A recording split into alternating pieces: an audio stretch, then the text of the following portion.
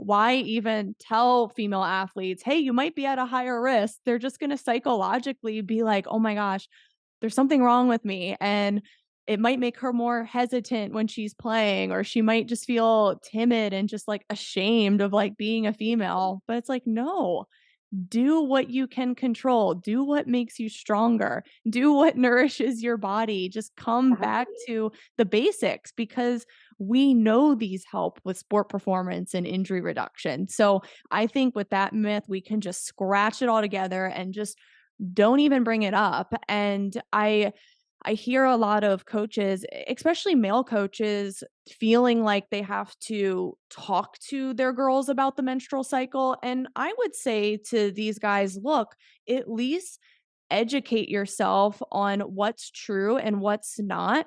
And you don't even need to bring up periods to your team. That can be very awkward and weird coming from a male coach to 12-year-old girls.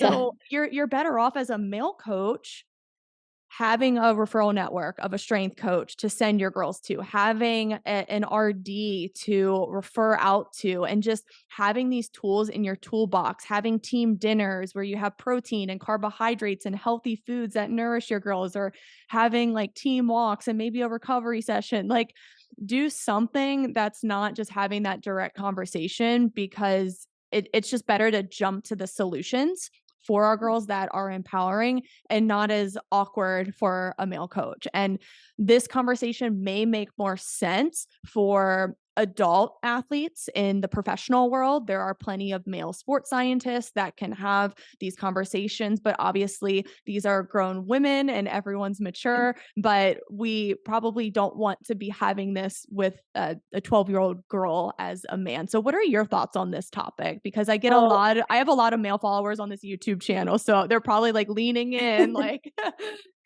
I agree. I mean, we have to keep in mind too, these girls that are at this youth age, they just got their period. They don't know what it is like. They've gotten maybe 3, maybe 5 total in their life. They're figuring it out. So they feel super awkward about it because they don't understand what's going on with their body. So you have to take that consideration. Also, most of these girls aren't talking to their dads about it. So I don't think that they want to talk to you as the male coach about it. If they're not talking to their dad about it, I don't think that they want to talk to you about it because they feel weird. And that's so normal. That's puberty. That's the name of the game. So instead, just like you said, having those conversations about staying healthy and how to recover and how to make sure that you're listening to your body. Maybe if you're super concerned with it and you really want to have a chat with it, have like a parents' night and you talk to the parents and just like, hey, it's really important to make sure your girls are getting regular periods if they haven't gotten it yet. But also keep in mind that after like your first year and a half of getting your period, most of their cycles will be irregular because their body's just figuring it out. So like it's hard to kind of even say that. It's like, hey, just make sure your daughter is sleeping and eating and getting enough protein, and if she's feeling super overwhelmed or she's feeling weird, like here are some resources that I really highly recommend that she can go to. She's always welcome to talk to me. Keep your door open, but don't force them in because it's just awkward for them.